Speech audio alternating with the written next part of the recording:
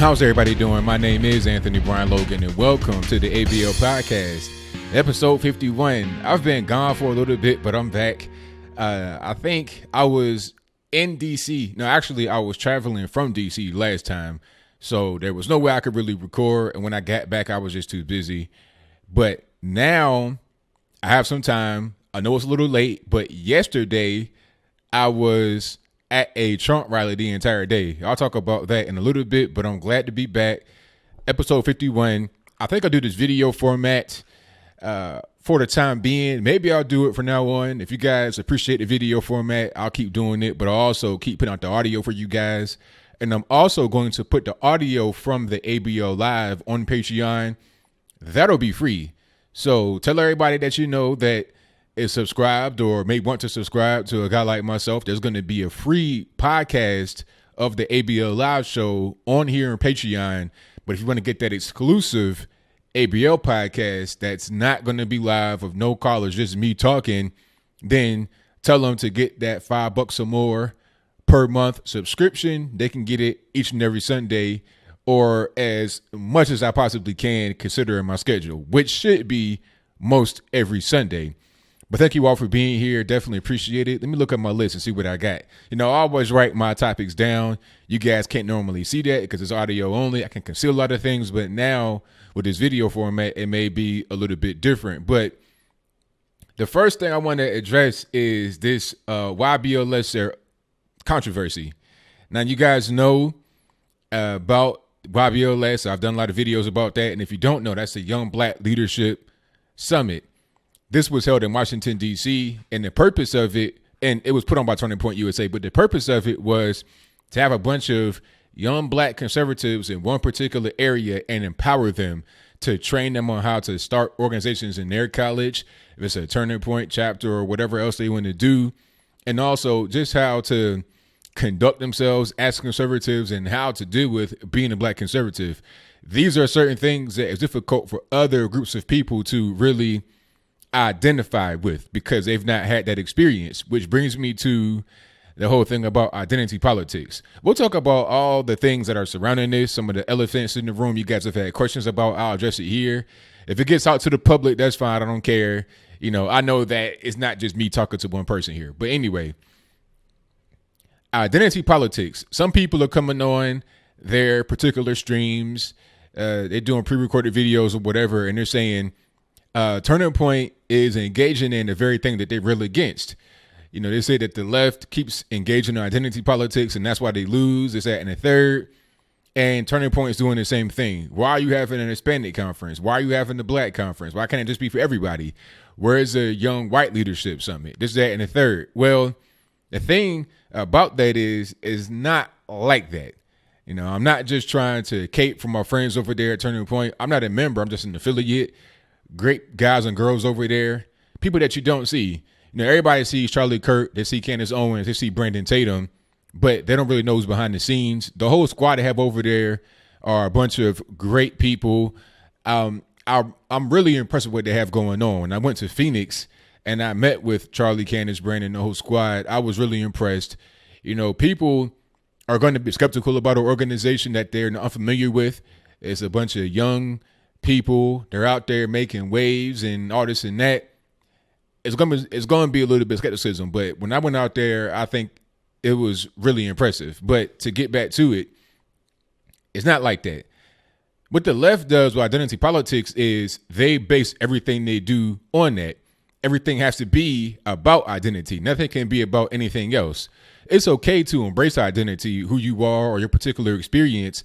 It's a different thing when you have to be a particular identity to do anything. As an example, we're talking about the presidency. The whole thing was about the first black president when they had Barack Obama. Now that he's not there, the left who have written that whole train about the first black this, first black that, now can't do anything without having to be the first this, the first that.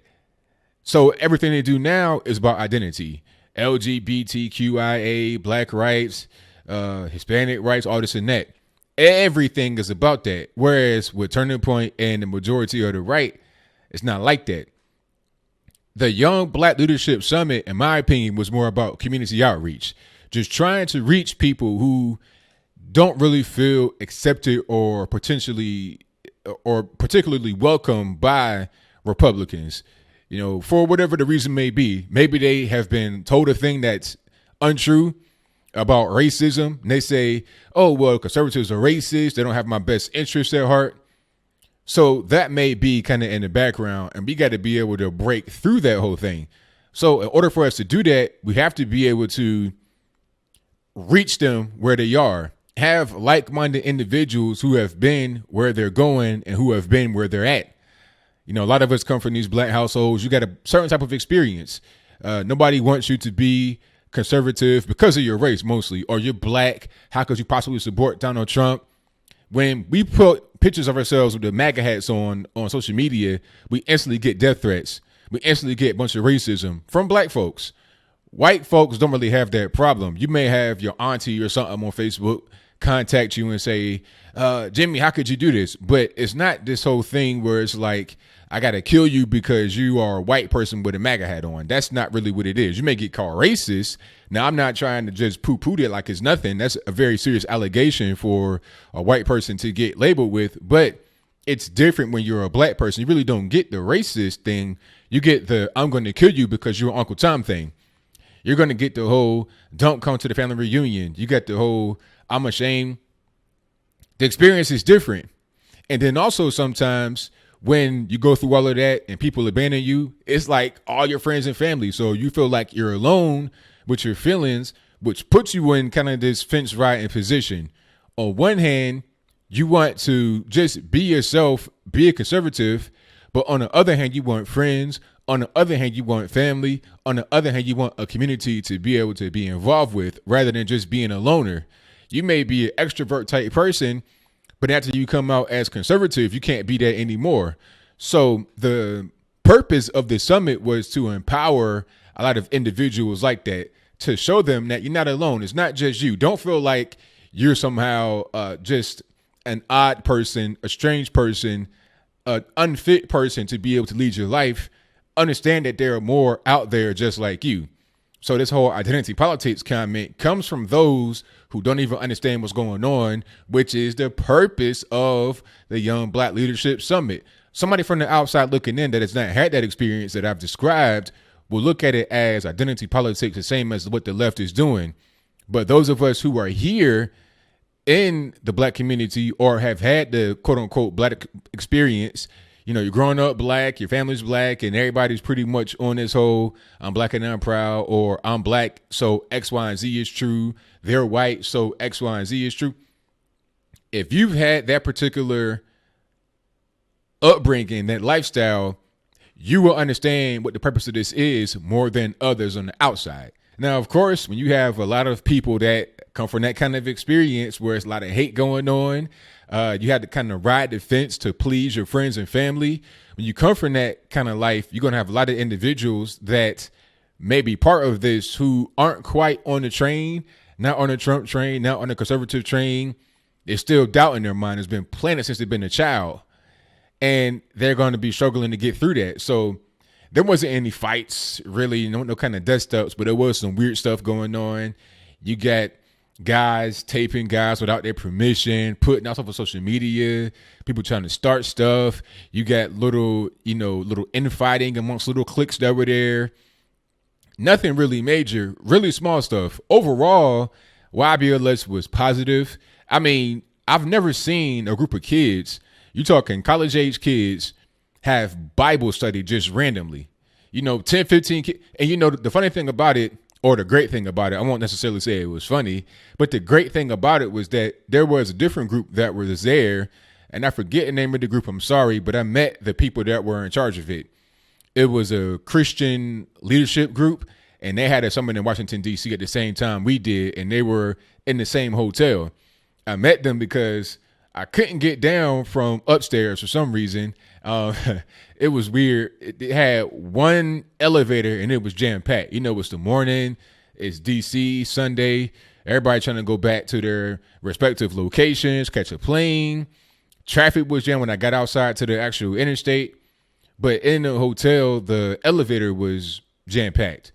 And people were just waiting there for minutes and minutes for one elevator to come, and then they'd be packed. But anyway, a few of us decided to just leave the little foyer area where the elevator was and go take a walk to find the stairs, because it wasn't like right there. You had to go all the way around to the other side of the floor to get to the stairs. We went to one particular set of stairs, but that was a fire exit only. So we're walking, we get down, and we finally make it. Through this little process of finding some stairs and going down, we've bonded. So now we're talking about certain things. I have on my red MAGA hat. The lady says, I like your politics. And we get to talking about, where you from, why you here. And I told them why I was here. I'm part of the Young Black Leadership Summit. And then she said she was part of this Christian leadership group with her husband who was right there.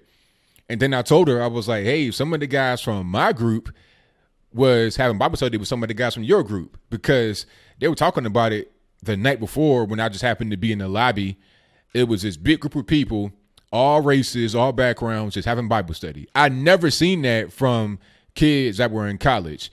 When I was in college, that wasn't, nobody was talking about no Bible study. Everybody was just trying to go party, do whatever they wanted to do. Personally, I was always working, trying to get money. But the point is that overall, the experience was great. The kids were great. And those that weren't kids, those are my age or a little bit younger, everybody was great. But there were little dust ups here and there. And a lot of it just came from people having their own ulterior motives. They come and trying to push their brand. They come with a little bit of ego, chip on the shoulder. People talking about, oh, nobody would have came to the event if it weren't for me.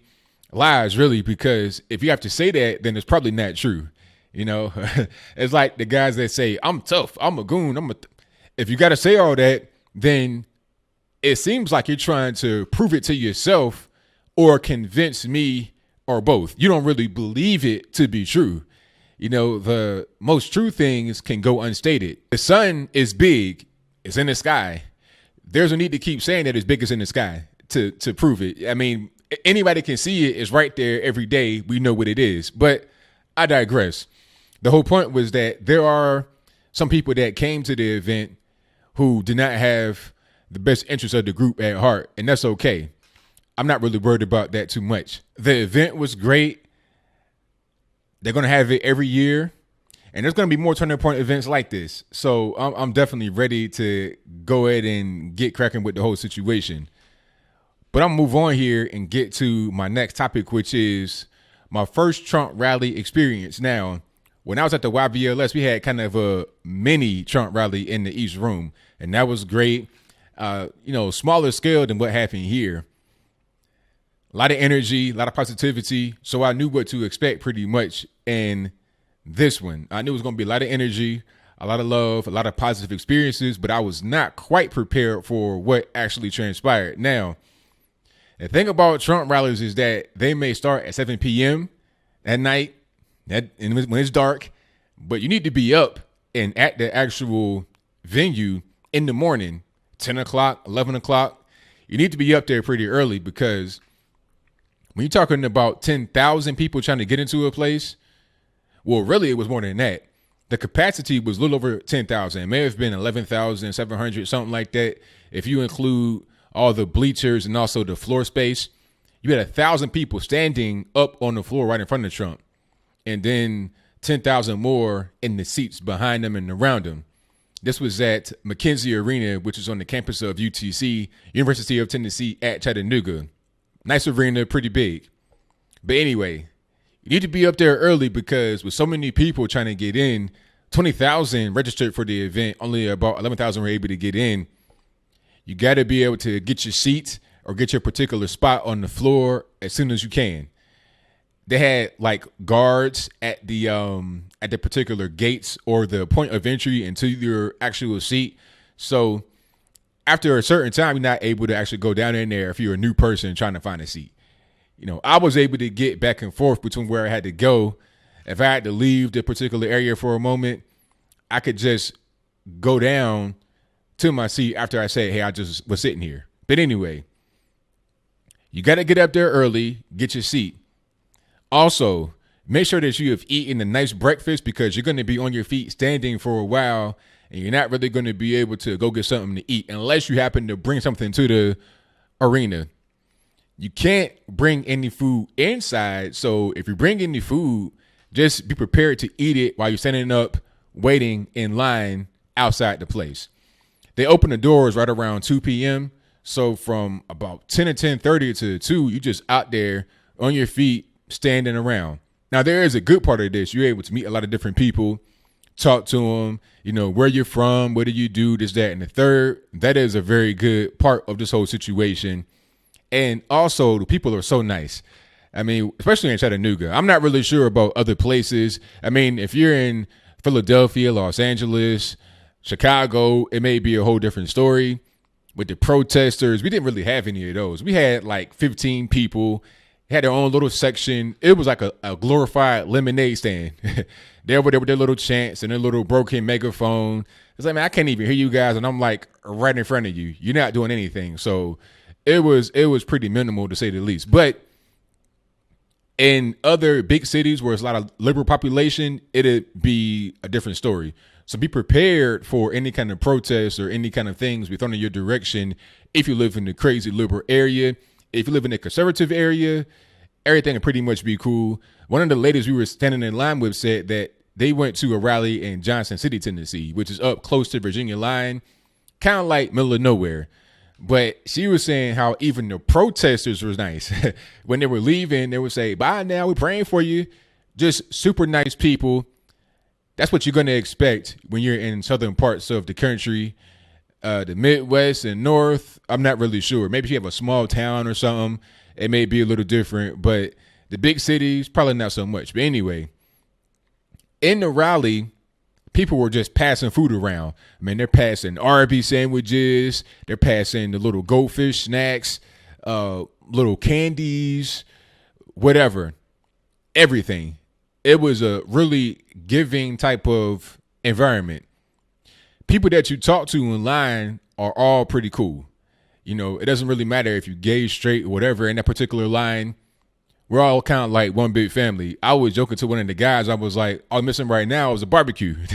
Bring a barbecue out here. It can be a family reunion. That was the kind of vibe it was, a big family reunion with total strangers. And the reason why I was like that is because we all had kind of one common interest and one common accord, which was the fact that we all support Trump. We all support conservative values, and we all want the best for the country. And we're all about peace. Nobody was there trying to protest or do nothing crazy like that. Like I said, there was one little designated area for the protesters, and they were over there. Shout out to Chattanooga police and also maybe UTC police if they have them. They were great here. I saw no problems, no issues at all. Also, when you go to the rally, make sure you have cash money. Bring about $100 if you got it. And bring 20s and 10s because that's what you're going to pretty much pay in. You're going to have hat guys. I have this hat here. I got this from the rally. It was a hat guy walking around with hats like in his arm or something. I yelled out to him, hat guy, because he was kind of like off in the corner and I'm deeper in the line. He came in the line and said, hats $10. I was like, cool. Got myself one. Got my lady another one, red MAGA. I mean, it made sense. You can get it right there. They also had official merchandise from the Trump administration inside the actual venue and outside the venue as well. They had this blue tent outside, and inside they had it close to the actual exit or one of the exits. It's a circular arena, so it was plenty of exits to go around. But anyway, the official merch was cheaper than the website, depending upon what you got. All hats are $25, but on the website, you have some hats that are like $40, $50 or whatever, but they were all $25 here. So it was a good selection of merchandise in there. They also had T-shirts, the Space Force and stuff like that. One thing that I'll say about Trump rallies is that they're run like a business. It had kind of a basketball, football game kind of vibe in there.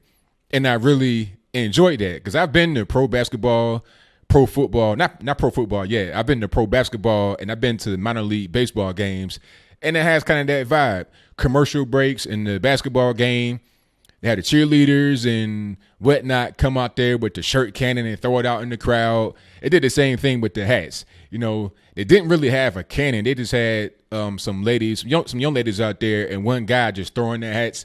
So obviously they're not going very far. They're pretty much going out in the crowd that was on the floor and then to the first few rows of the bleachers on that particular side of the place where they were. So it wasn't really going far, but that was fun to see. They were doing a wave in there. What you're going to expect from a Trump rally is a lot of fun. That's going to be the main thing.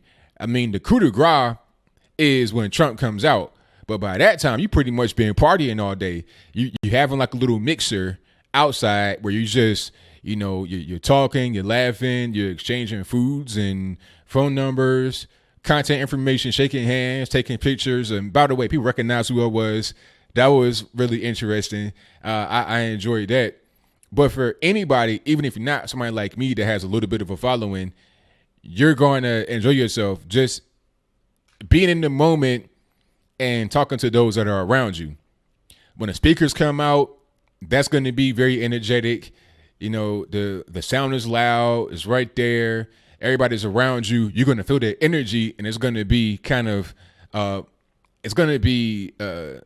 contagious, so to speak. It's going to be magnetic. You're going to be drawn to it and get wrapped up in it and enjoy it the same as everybody else is enjoying it. When they recited the Star Spangled Banner, Pledge of Allegiance, all that good stuff, everybody was in unison saying it. When they had a prayer, everybody took their hats off, bowed their heads, very respectful. I'm not even really a Christian per se, but I respected what they were doing in that particular moment. So it's a lot of fun. It's a lot of camaraderie. That's the main thing that you can take away from this was camaraderie and also kind of a pep rally vibe. It gets you hyped up. It gets you confident. And that's one thing Trump has been able to do for the country is bring consumer confidence and confidence in people. People are more optimistic than they were before. They're not really so much worried about, the sky's falling, everything's doom and gloom. The left, they're more concerned about that. But the right, you have that a little bit, but not so much. Not from what I was able to see at the rally. So that's pretty much what I can say. To recap briefly, get there early. You're going to be there all day. Have a nice breakfast. Don't drink a ton of water or coffee because you're going to have to pee. And you're going to be on your feet for a few hours before you get into the venue where they have bathrooms. They did have porta johns there.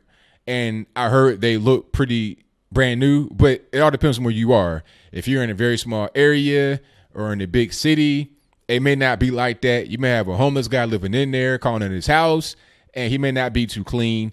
But whatever the case may be, make sure you get something to eat because, you're not going to be able to sit down and have some kind of restaurant food in the middle of you being in the line. Oh, and a few more things. I'm not quite done yet. The concessions where I were terrible. And they say you cannot bring in any snacks. It's a few things you can't bring in. Aerosols. You could bring in the asthma inhaler, but you can't bring in a vape and stuff like that. Airport stuff, basically. But you couldn't bring in any snacks. So people were waiting in the concessions line for hours. I was in the line for an hour in concessions, but I was just like, okay, at a certain point, I got to go sit down. I had a feeling that even if I was to successfully get to the front, by the time I got there would be no more food. And that was pretty much correct because at a certain point in time, they stopped serving food because Secret Service said at 6:30 they got to start serving food. No more of that. So, everybody pretty much had to just go back to their seat that was in line for a very long time. I feel bad for you if you were in line for a couple of hours and you got to the front and they said no mas, but hey, it is what it is. You're going to be in line for a long time. Food may be an issue. So have a hearty breakfast and just enjoy yourself. You're going to be there all day. Don't be standoffish. Talk to your neighbor. Don't be afraid to take a picture or something like that. Just enjoy it, man. Just kind of, just live for it. And then you can participate in the rally. They may give you a sign to hold up. Just go. If you have a rally coming to you, it's free. Go on the website, get some tickets, and just go to it. And that's pretty much all I got for that. Now, my next topic is how I've gone viral for the very first time. Now, I think I've gone viral before as far as my videos are concerned. I have a couple of videos that have reached over 1 million views. So I've gone viral in that way, but not really as far as the sense of, it's just a guy who has gone viral. Like the topic I did a video about may have gone viral, but not just me for something that I did specifically. in life. You understand? Like, I can cover a topic, it can get a lot of views because of how popular it is, but that's not necessarily me going viral. It's me talking about a particular issue that is very popular, who others have covered and got a lot of views for as well. This was about me and my face going viral. Many of you have probably seen it by now. I got recognized for it when I was at the actual rally. It surprised me. I figured that I would have people coming up to me talking about my YouTube channel, a few here and there, but not really many. A couple guys, I figured I would get that. But what I got more than anything, I think, was people recognized me from the picture that I took. They say, hey, aren't you the guy from the airport that something happened to? I know you. I was getting that a lot. I had no idea how far this picture has gone. You talking about all over the world. My man, shout out to Swede Speaks. He was saying that the picture has gone viral in Sweden. People on this page were sharing it. I was like, oh, wow, that's crazy. I had friends call me from back in the day saying, hey, X, Y, and Z person, they posted it on their page. Very good friends of mine hit me up, sent me text messages, all that from my picture. I had no clue that it had gone viral in that kind of way because I don't see everything. I see Facebook, Twitter, I see where I post. But a lot of times when you go viral, it's different than what you can see right in front of you. First of all, when you see in the particular set of views, like let's say I'm getting 20,000 views, 20,000 shares, or whatever the case may be, you can look at that and say, oh, okay, I got this amount of reach. That's not necessarily the case. You may have much more than that, because what about the individual who saw you and then was in the room with like 20 people and showed everybody in the room their phone? You see, that can happen a lot. Somebody says, oh, my wife showed me your picture. My husband showed me your picture. My son showed me your picture. My grandson showed me your picture, whatever it is. I was getting that a lot. And it was really kind of overwhelming. Not in a negative way, but just kind of like, wow, really? I'm making that kind of impact. And if you don't know what the picture is, I'll try to link to it in the show notes here. But basically, the picture was of me when I was in LaGuardia Airport with my MAGA hat on, with my red MAGA hat. And I was saying all these white liberals in here giving me a staring contest, but they don't want to do anything because they're scared because I'm black. That wasn't quite the exact wording that I used, but that was the general gist of it. When I was in LaGuardia, I'm minding my own business. This was on the way to YBLS, by the way. I'm minding my own business, hanging out, chilling with my hat on. And I'm kind of like in this common area. I'm not at the seating area of the gate, but I'm close to it. And it was this white lady. You could tell she was over by how she was looking, how she was dressed. I'm not trying to be too judgmental, but I'm saying at a certain point, it's a duck. If it walked like one, talked like one, it is what it is. But I digress. She was giving me this long stare like I was her lost puppy or something that would not come back home. It's like, you ever seen on Judge Judy or Judge Joe Brown or whatever, one of these judge shows, Judge Hatchet, where they bring in a dog that's part of a dispute.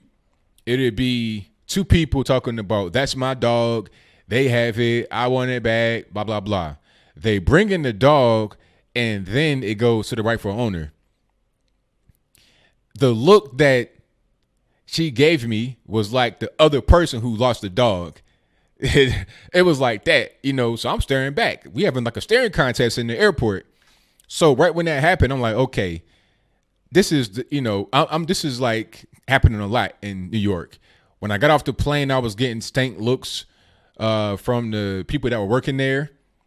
It was the lady that gave me the 1,000-yard stare, and then it was a guy right next to her trying to do the same thing. So I'm looking back, not in an intimidating way, but I'm looking back.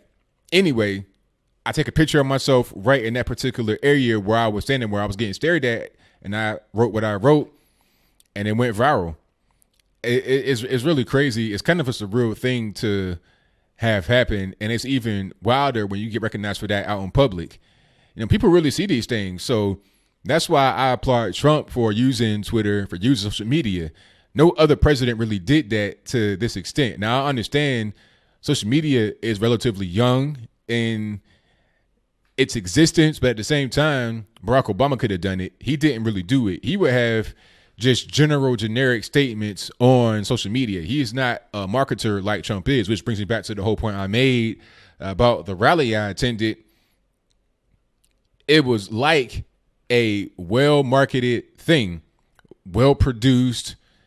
Everything was just really seamless about the whole operation from start to the finish. That's what I like. I like things that are run that way. I don't know how I got off on that tangent right there, but I did go viral, and I think I gained 10,000 followers on Facebook alone. That's crazy. I may have had 3,000 and change followers. Like I have, a personal page on Facebook. I think it's right around 5,000 max for the friends, but then I have 3,000 or so more following. After that picture, I got 10,000 more. Instagram came another 1,000 followers, and I only had 1,000 followers, a little bit more than that on Instagram before that.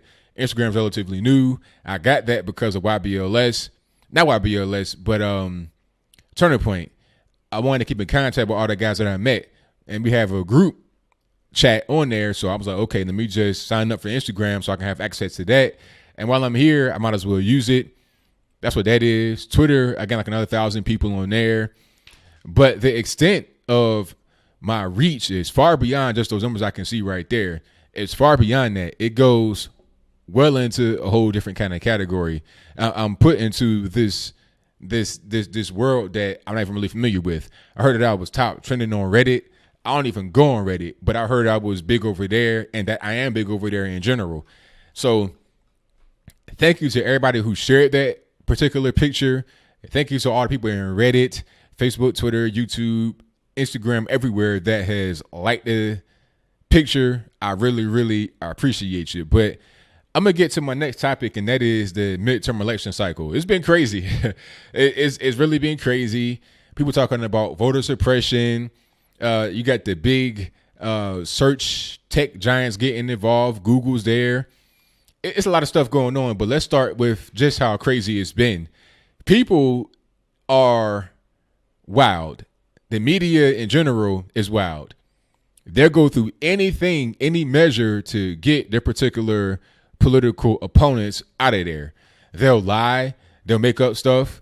They'll say things that don't make any sense. Just like Don Lemon talking about, white men are the biggest terror threat. I mean, that right there is a way to try and have people vote against the so-called patriarchy, the white man. It's a silly thing to say, especially when Don Lemon has white boyfriends. I mean, like I said before, I don't care if you're gay, that's your business. That's, nothing to do with me. But you can't sit here on television and say a thing like that while you have a boyfriend that is the exact race that you say is so violent. And then factually is incorrect. But aside from that, this is just one example of how the media tries to sway the election. Or they definitely do. We all know that is the case ever since Hillary Clinton. If you didn't know before, this was a clear and blatant example of it back then. You had these websites coming out talking about it's 98.6% chance Trump is going to lose. Hillary's the best president. They did everything short of endorsing her. I would not be surprised if a major news organization, company, whatever it is, endorsed Hillary. Matter of fact, I saw one article somewhere. I forget where it was. May have been NPR or something. Don't quote me on that. Matter of fact, it was local here in Chattanooga. They're talking about, well, we never really endorse anybody that's against our policy, but we're going to endorse this person, a leftist. You're going to see much more of that coming in the next few years, in my opinion, especially if there's no law against it. If you can openly advocate for a particular candidate as a news organization, you're going to see more people do just that. Because first of all, it's going to be money involved. Ain't no way. Like, you're not going to just say, I'm going to endorse X, Y, and Z person because I like it, because I feel like doing it. Nah, it's money involved. It's some cash on the table. I'm not going to endorse somebody unless I can gain from it if I'm in the news media, because there's so much money to be made there, and these people are so money hungry. It's the logical decision to make. But then again, I could be wrong because people have TDS. That's that Trump derangement syndrome. So they may do a thing like that just on the strength. It's like, you know what? I don't like Trump. I hate Trump. So I'm going to endorse X, Y, and Z person. No, I'm not getting paid. No, I'm not getting anything out of it. Yes, I could get fired. Yes, I could get my station taken off the air or fined by the FCC, some big six-figure sum. But so what? I want to be part of the resistance. Uhuru. That's how they're going to carry it. But it's really crazy. The ads have been nuts. I'm here in Chattanooga, which is to the north of Georgia and to the south of Tennessee, to the southeast of Tennessee. And I'm seeing ads for Georgia and Tennessee for the governor and stuff like that. The ads have been crazy. I did a video about Stacey Abrams and how the new Black Panther Party supports her, but she probably didn't support them because she wants to institute assault weapons bans.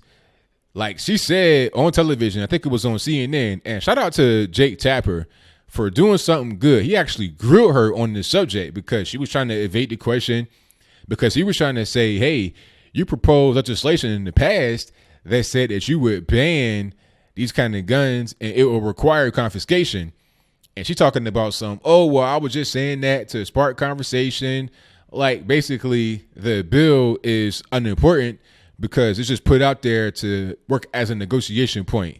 And then you're going to find somewhere in the middle you actually be able to meet ground, or what they call the middle. That's their hope. They know they can't get that passed, so they're going to pull something else.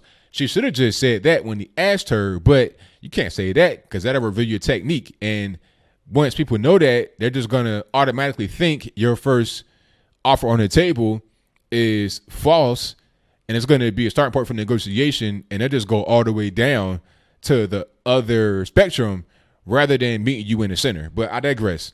But to get back to the ads, I'm here and I see all the ads. Now the ads have been crazy. The one about Stacey Abrams, she was referring to a Brian Kemp ad, which was hilarious. And again, I did that in my video. You'll see it there. But in the video, he was talking to this young man on his couch, and he had guns everywhere. He had guns like in little, like table holsters. That's the right word.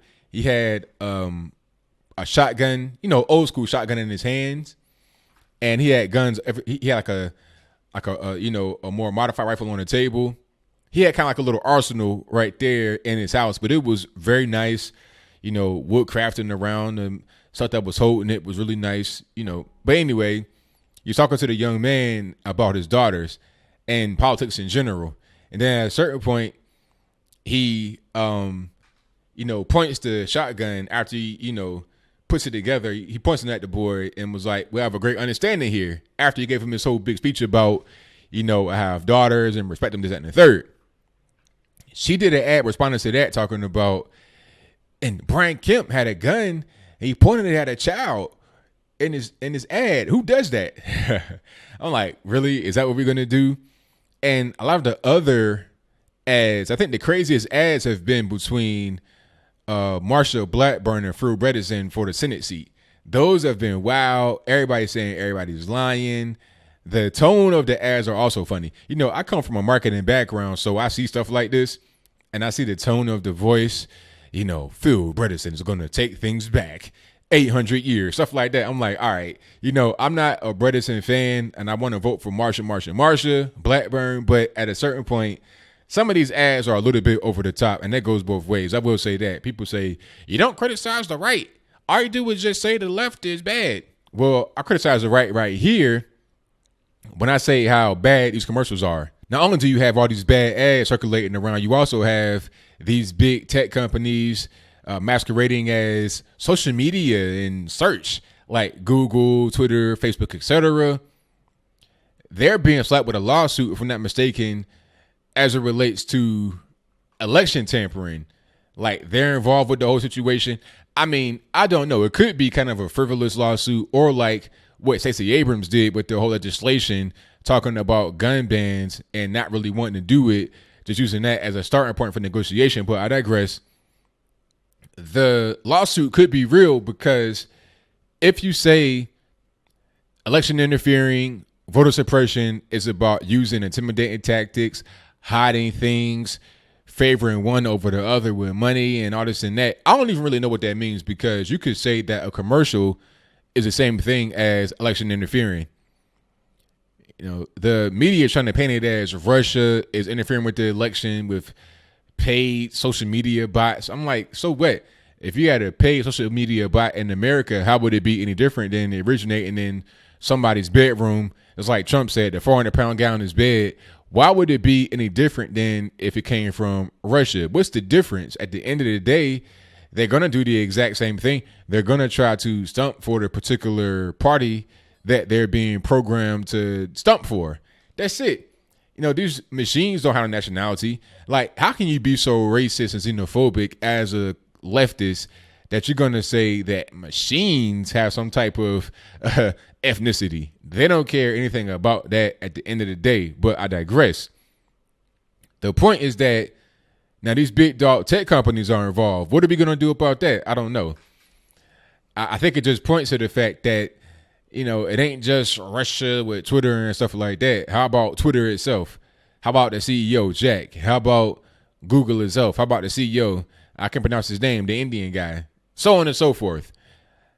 If anything, I think the lawsuit will prove a point about how hypocritical the media is towards election interfering. You don't want to talk about these big companies that exist online, your Google, Facebook, Twitter, which we'll speak about some random 400-pound guy in his bed in Moscow. But I'll move on to my next story, and that is, where do I get my news? Now, shout out to one of my subscribers who just emailed me right now. Just before I did this podcast, I was trying to find one more topic to fill it up, and I got one. They asked me, where do I find my news?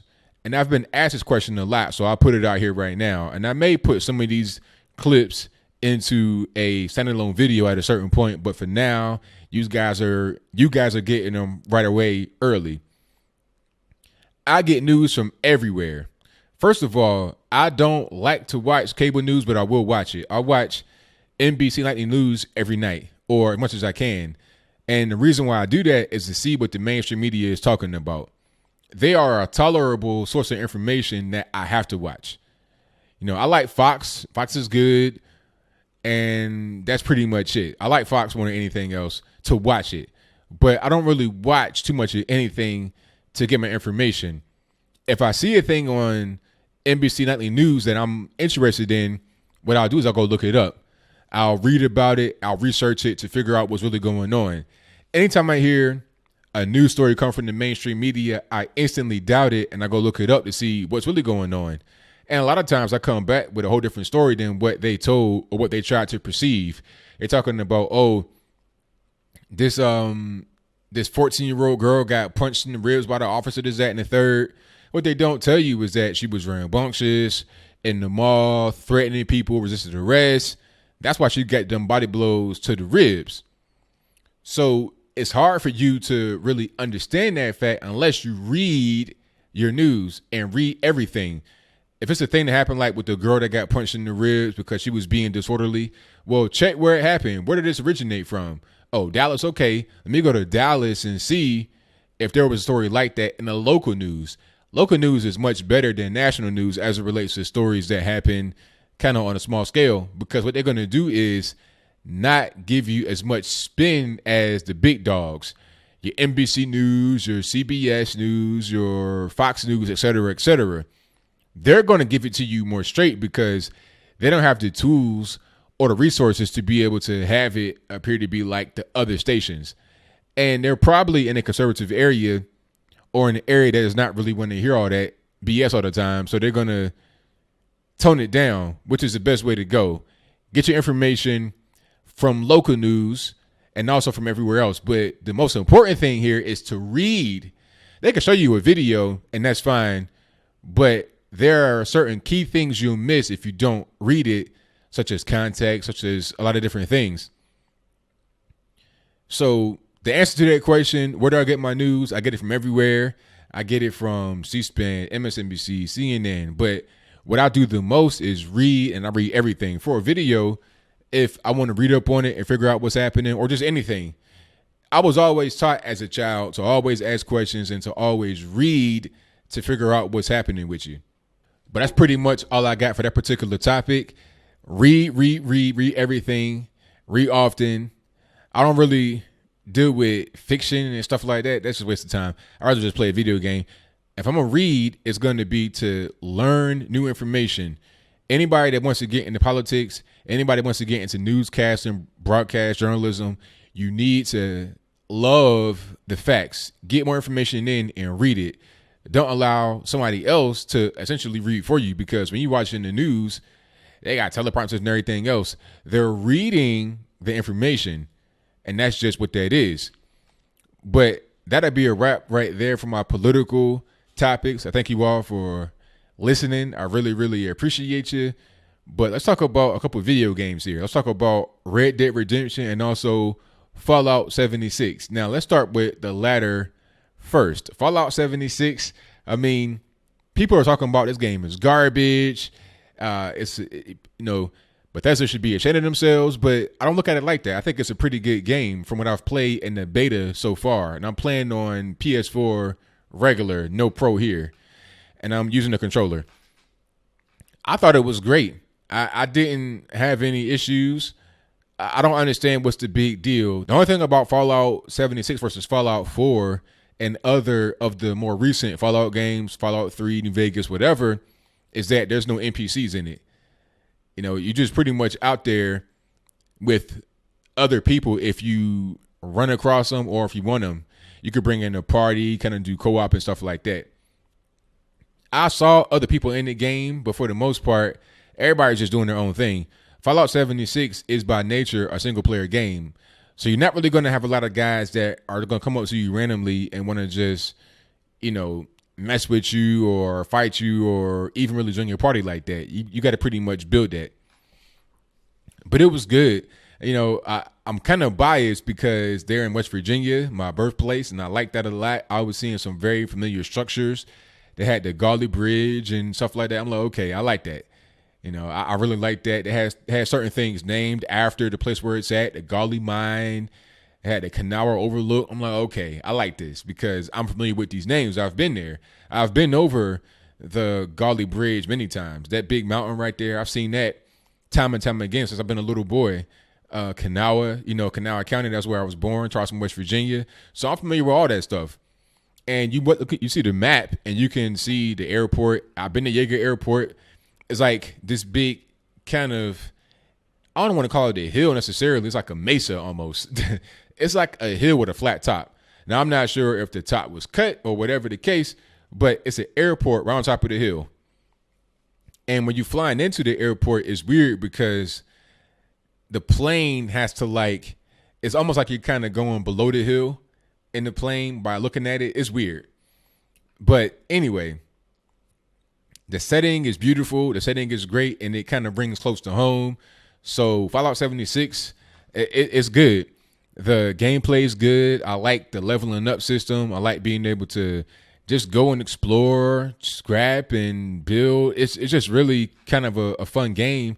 I was only able to play it for a short period of time, but so far I like what I've seen. But to get to Red Dead Redemption, this game of the year, fantastic game, really, really a beautiful game, and a mastery of artwork and design by Rockstar Studios, the same guys behind LA Noire, Grand Theft Auto, etc. Now, there are some detractors here, but not really many. I mean, they're talking about stuff like, oh, the movement is stiff. I mean, I feel like at a certain point, if you have to reach that far to find anything that's wrong with the game is probably fine. There's not anything really wrong. But from what I've played so far in my sporadic moments, I've not really had that kind of time to play a lot of it, but it's great. I mean, you're talking about a story that is really compelling. The graphics are great. The system of looting and upgrading and stuff like that is great. And when I say that, I don't mean like Destiny or something stupid like that. I'm talking about just the progression in the game is good. It's not too fast. It's not too slow. And the side missions and stuff like that are really enjoyable. That's one thing that open world games have a hard time doing, and that is nailing the open world side missions and feel. But Red Dead Redemption 2 has that. Now, if you don't know what Red Dead Redemption is, I'll explain briefly. It's like a cowboy game. Open world, you can go do things. I've been on missions where I had to hog tie somebody, had to shovel out pig stuff from the pig pen. It was funny. He stuck the dynamite in there, but I don't want to spoil that. You got to really get it for yourself. It's a good game. Mechanics are good. Gameplay is good. I I consider it to be an RPG because of the things you got to do in there, things you got to take care of. It's like an RPG. Or maybe it's just that you have these action-y type of games, open world type games, embracing the idea of being an RPG. It kind of makes sense because a lot of the RPG games happen in kind of a, I don't know, maybe a small area. Maybe that was the past. Now you got stuff like Skyrim that's been out for years. Then you have Assassin's Creed, the newer ones. And now you have Red Dead Redemption Part 2. It's similar to the old Red Dead, the first Red Dead that came out, Red Dead Redemption, and it's also similar to Grand Theft Auto and the methods in which you maneuver around. If you do too much stuff that's crazy, you have this wanted sign over your head and you got to pay a bounty or risk having to face the bounty hunter. But aside from that, that's pretty much all I got for it. I mean, it's a really good game. People are asking me, is it family friendly? I would say so. I definitely would say so. If your kid already plays video games like Call of Duty, go ahead and go for it. It's a definite cop, a definite must have. I think it's on sale right now for like $47. So that is a good game. Hopefully I'll be able to finish it sometime soon because you got Fallout coming out in like less than 2 weeks. It's just so many things. And I still got Assassin's Creed Origins. I had to put that to the side and I was really enjoying that. But Red Dead Redemption is really a fantastic game. If you're kind of on the fence saying, I don't know if I want to get it, I mean, go ahead. Like, what else are you going to get? Go ahead and get it. And I think it is on sale right now for like $47 somewhere. I'm not really sure, but if you Google it, you probably be able to find it. If the particular original story has gone away, it'll probably be somewhere else. But that is all I got for today's podcast. Thank you for joining me on the ABL podcast, episode 51. I really, really appreciate you. Make sure you subscribe to the Patreon. Make sure you tell a friend about this because I will be doing these podcasts each and every Sunday. If I miss one Sunday, please don't shoot me, but I will do my very best to get you these podcasts. Hopefully you guys enjoy them. I will see you next time on the ABL podcast, also on ABL Live. If you want to call me on the phone, the number to call is 434-658-1220. That number is not active until the stream goes live, which is 8 p.m. to 11 p.m. Wednesday and Saturday nights. So until next time, y'all be safe. I'm out and peace.